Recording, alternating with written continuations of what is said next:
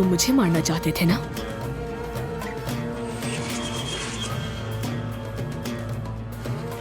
अब मैं तुम्हारी जान ले लूंगी। ज़मरुद, क्या कर रही हो? ऐसा मत करो, रुक जाओ। मुझे मत मारो, मत मारो मुझे।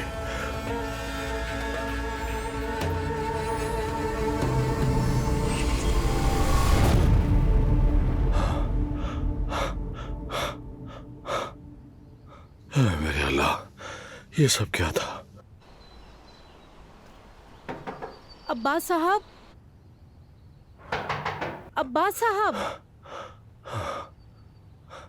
या अल्लाह, मुझ पे रहम कर।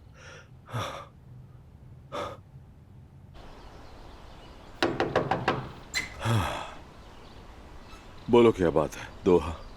माफ कीजिएगा अब्बास साहब, ज़मरुद साहिबा मिलना चाहती हैं। वो नीचे इंतजार कर रही हैं। मेरा इंतजार कर रही हैं? जी हाँ।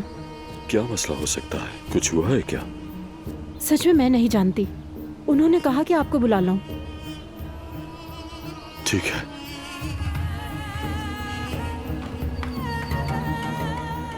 या अल्लाह, रहम फरमा।